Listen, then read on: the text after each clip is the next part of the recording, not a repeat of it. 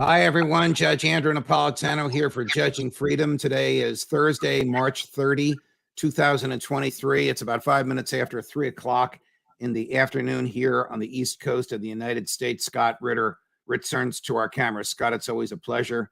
Fan favorite. Everyone appreciates your accommodating us. Let's start with breaking news. Just about 15 minutes ago, Admiral Kirby, you can tell us if this is credible or not, John Kirby, the spokesperson for the White House National Security Council, announced that Russia is so running short on ammunition that it's seeking to buy it or barter it from North Korea. Credible? And if so, what's the significance?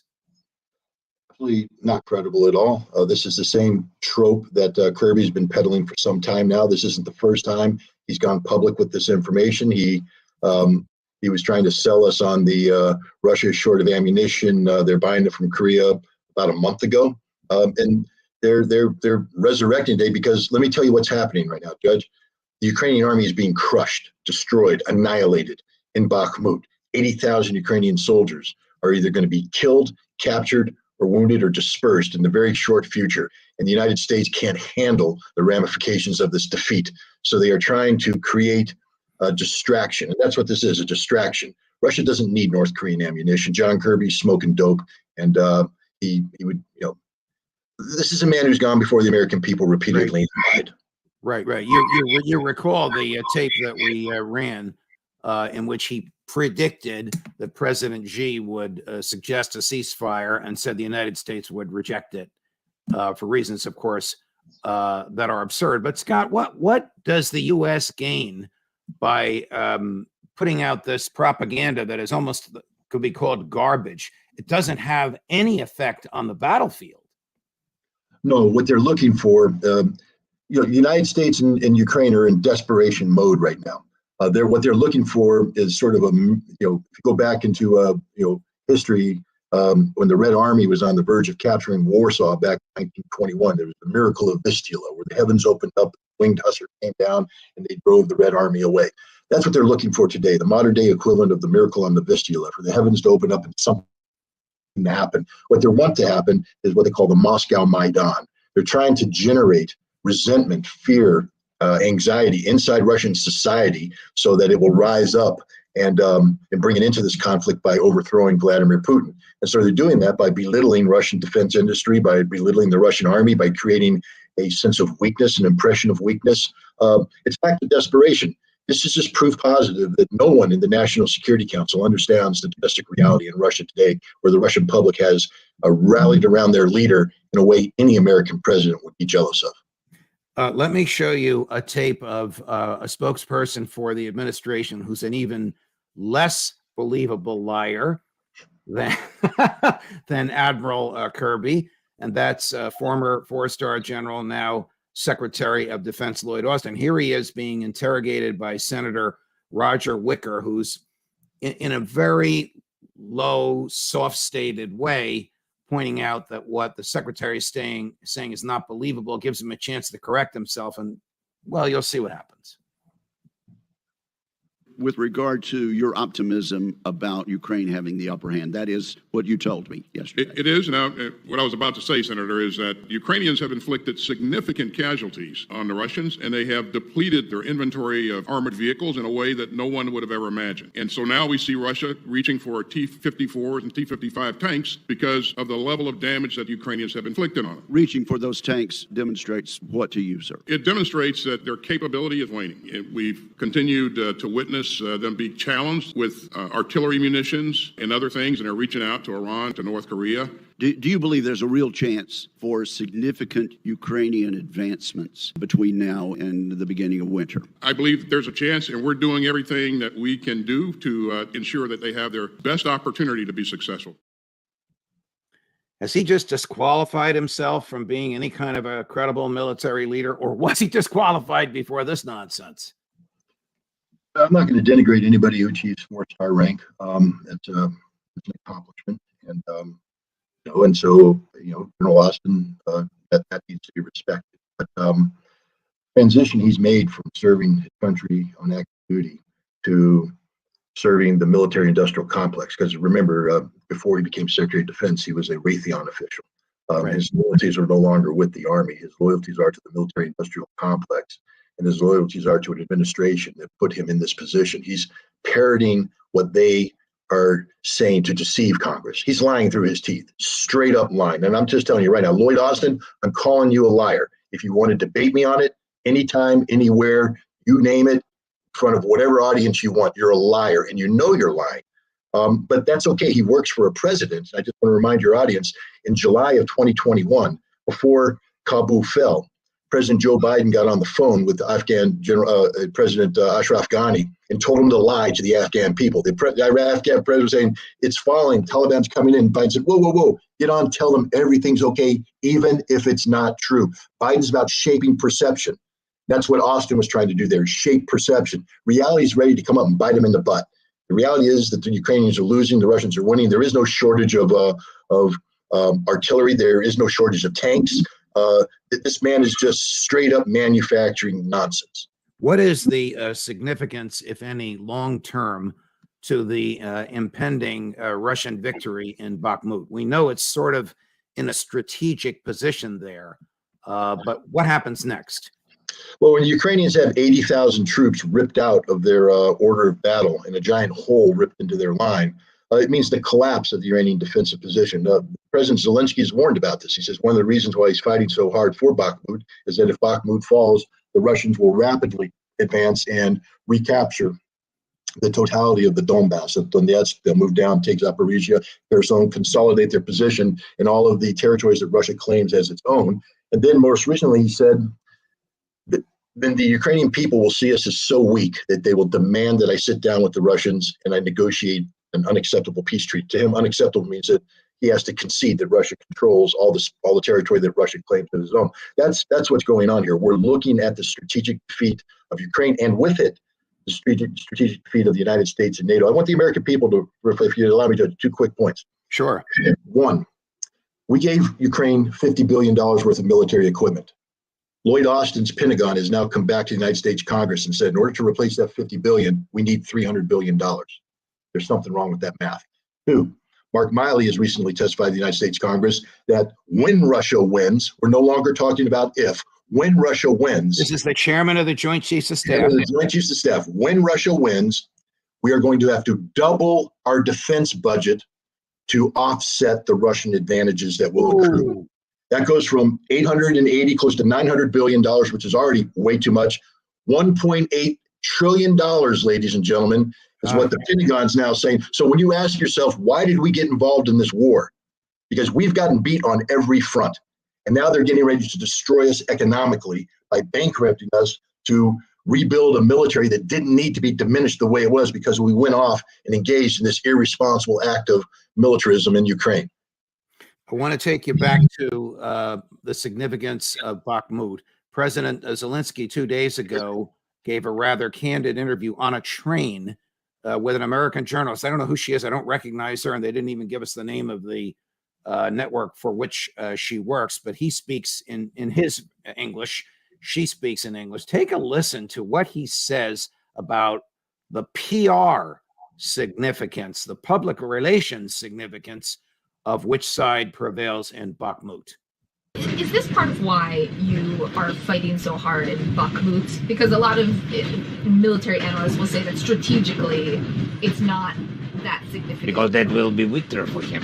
He will. And any victory. Yes, he will sell this victory. He will sell this victory to West, to his society, to China, to Iran, to all the countries, to Brazil, to Latin America countries, not to Latvia, Lithuania, Estonia. Of course, they really understand, from details, and they feel this dangerous because they neighbors. So, but he will sell it to his society. Well, that was the first step.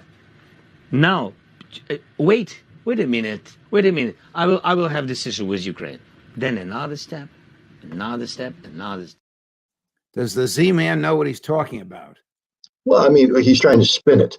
First of all, you don't have to sell victory, Zelensky. I mean, if you won every now and then, you know how it was, Mr. Zelensky, when your troops took back Kherson in Kharkov back in September. There was no selling. People weren't saying, we don't think you really are winning. You went there. You took your selfie in front of the Izium statue. It was the easiest sales pitch in the world because it was reality-based. Vladimir Putin's about ready to have a reality-based sales pitch called I Trust Your Military in Bakhmut. And Zelensky's panicked because he knows that when the Russians come out, see, right now people are still confused. Because Lloyd Austin testifies for the Congress about how things are going bad for Russia, et cetera. So people are confused. But when the Russians roll through Bakhmut, when you have 80,000 Ukrainian casualties, when you have Russian tanks advancing and there's nothing that can stop them, that's not a sales pitch. That's called winning. Victory sells itself. The only thing he would need to spin is a defeat. I think the Marine Corps is still part of the Navy, isn't it? They're under the Department of the Navy, yes, sir. Okay, so I'm going to run a clip. This is Nora O'Donnell from CBS News from 60 Minutes interviewing a four-star Admiral Samuel Paparo. Now we're moving from Ukraine to Taiwan. Admiral Paparo, as you know, you probably know him personally, is, I don't know the rank other than 4 stars, but he's in charge of the Pacific Fleet. So he's got a humongous sense of responsibility.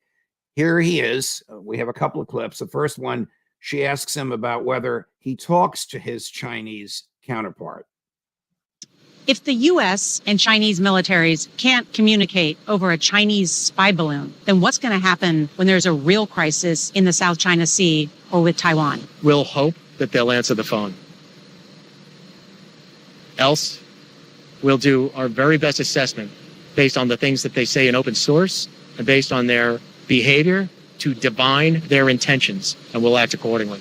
Doesn't that make the situation even more dangerous if U.S. and Chinese militaries are not talking? Yes. Okay, before you give us your views on the substance of what he said, should an active duty 4-star with tens of thousands of troops under his command and billions of dollars worth of ships under his command be giving an interview to a national news organization on camera like that? I respect Admiral Paparo enough to say that he didn't do that interview without getting it cleared with his with the Pentagon first. Look, he is the combatant commander of one of the most important theaters of operations in the United States. That's Pacific Theater. This is a big deal. He's a big man. He has a lot of power, a lot of influence, and he knows that. He would have been picked for that job if he was somebody who was just bumbling along. He's not the kind of guy that's going to go out and get an interview of this high profile without first clearing it with the Pentagon and indeed the White House, the National Security Council. Every message he gave during this presentation was a message that the White House wanted him to impart on the American public and the Chinese. This was an act of diplomacy that took place here. He is sending a signal to the Chinese, communicating basically his unease at the fact that they're not communicating and trying to let them know that there is some consequences for this failure to communicate. Is it believable that there's no back channel communications going on between an admiral of this rank and his counterpart in the Chinese Navy? And he's in Guam. The interview takes place in Guam, so he's way out there. It's not like his headquarters is in Hawaii, actually. Pretty nice headquarters. But so he's just visiting Guam right now. It's not the position of the admiral to have back channel communications. That's beyond his remit. I believe there are back channel communications that are probably made run by William Burns, the CIA director, probably operated out of the National Security Council, maybe even from the White House itself, that there are back channel communications, at least attempts to do so. But China's dismissive of the United States altogether. Biden can't get Xi to answer the phone. So if the president of the United States can't get, the Chinese leader to answer the phone, don't be surprised that the commander of the Pacific Fleet can't get his counterpart to answer the phone. Hopefully, there's something going on akin to what we saw in the Cuban Missile Crisis, where John F. Kennedy had a back channel that opened up with Nikita Khrushchev that was kept out of the limelight. The fact that you and I don't know about it, hopefully means that it's happening. It's happening successfully. All right, here he is discussing his belief that the United States Navy will neutralize the Chinese Navy if the Chinese Navy threatens Taiwan. Is it your hope that the power of the U.S. Navy, the force posture of the U.S. Navy will deter a Chinese invasion of Taiwan? It's not my hope, it's my duty, in conjunction with allies and partners, to deliver intolerable costs to anybody that would upend the order in violation of the nation's security or in violation of the nation's interests. The saying, which is si pacem para bellum, which is if you want peace, prepare for war. That, of course, goes back to George Washington, who said it in English rather than in Latin, if you want peace, to prepare for war. So, again, before you analyze exactly what he said, if the president of the United States tells him to attack the Chinese Navy and keep them X miles away from Taiwan, he has no choice but to do that, right? Yes, sir. He's a military combatant commander. He obeys the lawful orders given to him by the civilian, competent civilian authority. Even if the orders are absurd and suicidal, he has no choice. Oh, no. Once the order is given, you execute. He has a duty and responsibility, however, prior to that order being given, make sure that his commanders know that the order is suicidal, that he can't carry out the order, et cetera. But here's the problem. While he may be, and hopefully he is, communicating this behind the scenes to the Pentagon and to the White House to say, you guys need to stop writing checks with your mouths, the fleet can't cash. His duty, though, is to portray strength. That's his duty. So that's what he's doing right there. And I'll tell you, the fact that he's having this conversation right now is proof positive that he's as weak as you can be. Because strong people don't have to have this kind of posturing. What is the force balance, if I'm using the right word, Scott, between the American Navy and the South China Sea and the Chinese Navy? Well, remember, we're operating off of what I call legacy force structure. That's what General Berger, the Commandant of the Marine Corps, called the old Marine amphibious way of doing business. Legacy, dating from World War II. The modern weaponry today, standoff missiles, don't allow this to happen. The Navy has not adapted. The Navy continues to live around the carrier battle group. If you saw on his chest, he's a naval aviator. He's a man who made his career landing and taking off. He is Maverick. And so, this is a guy who believes in this legacy structure. And so, he's probably the wrong guy to be in this position right now, because he actually probably thinks that carrier battle groups do power projection in a credible way. The reality is every single one of his aircraft carriers is going to be visiting Davy Jones' locker. That means at the bottom of the sea if we go to war against China. So back to my question, the Chinese Navy is stronger than ours in that part of the world. I wouldn't say the Chinese Navy. This isn't going to be a Navy-on-Navy engagement. It's not going to be the modern-day manifestation of the Battle of Trafalgar or Coral Sea or Midway. Oh, okay. The Chinese will use missiles to destroy our naval equipment before it gets anywhere near Taiwan. 100%. Here he is again about how prepared. And I guess he has to say this is what you're telling us. But here he is again on how prepared his Navy is. So are Chinese warships now operating closer to Taiwan after Nancy Pelosi's visit? Yes. And if China invades Taiwan, what will the U.S. Navy do? It's a decision of the President of the United States and a decision of the Congress. It's our duty to be ready for that. But the bulk of the United States Navy will be deployed rapidly to the Western Pacific to come to the aid of Taiwan if the order comes to aid Taiwan in thwarting that invasion. Is the U.S. Navy ready? We're ready. Yes. I'll never admit to being ready enough. Will the U.S. Navy make it to the Western Pacific in light of the air onslaught that will be visited upon them? No. What the admiral is going to find out is what General Cavoli found out in the commander of U.S. forces in Europe. Before General Cavoli was Ben Hodges. He was the commander there. Ben Hodges was cocky. He said the same. He was this version of the admiral. We're prepared to do this. Our duty to be prepared. We're ready for it. But he couldn't imagine the scope and scale of the violence that's taking place. General Cavoli's there. He's seen it. He says, we're not ready for what's going on in Ukraine. Admiral, pro tip. If I were your intelligence officer, I would tell you the following. Every single one of your ships is going to be sunk because you cannot imagine the level of violence that's going to be inflicted on your fleet as you try to impose legacy-style operations dating back to the Second World War on a modern threat model. All right, here's his boss. Here's the CNO, the Chief Naval Officer, Admiral Mike Gilday, acknowledging that we can't keep up with the Chinese, but he's talking about ships. which may not be an accurate measure because you told us those ships are going to be destroyed by missiles. But it's a couple of questions. It's a Q&A. It's a different environment. The same questioner, Nora O'Donnell from CBS. Take a listen, Scott. Admiral Mike Gilday at the Pentagon. He is the chief of naval operations and is responsible for building, maintaining, and equipping the entire U.S. Navy. Is the Navy in crisis? No, the Navy's not in crisis. The Navy is out on point every single day. Is it being outpaced by China? No. Toshi Yoshihara of the Center for Strategic and Budgetary Assessments may know more than any scholar in the West about China's Navy. Why is China able to build more warships more quickly than the U.S.? China has clearly invested in this defense industrial infrastructure to produce these ships, which allows them to produce multiple ships simultaneously, essentially outbuilding many of the Western navies combined. After the Cold War ended, the shipbuilding industry consolidated, and many of the yards where ships were both built and maintained closed down. What do you see when you see China's shipbuilding program? It's very robust. Do we have enough shipyards? No. I wish that we had more commercial shipyards. Over my career, we've gone from more than 30 shipyards down to about 7 that we rely upon on a day-to-day basis to build ships. Shipyards, something we should be concerned about? And is he being truthful? He's being truthful about the shipyards. I'm not going to accuse any admiral of straight up lying.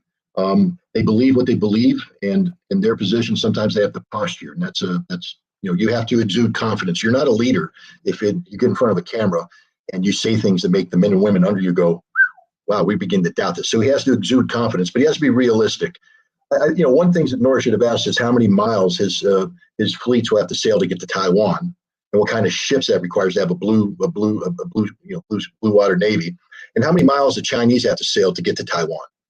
Taiwan's in their backyard, completely different kind of navy, different kind of ships, etc. That's the game changer right there. We have to move forever to get to Taiwan. It's right there in their backyard. They're going to kick our butts. Is anybody in Joe Biden's orbit, CIA, a National Security Council, the Pentagon, even the political people that he's closest to, going to make the argument that you've just made and give him the lesson you've just given us? It doesn't matter how many ships you own or send there, you're sending them to their graves.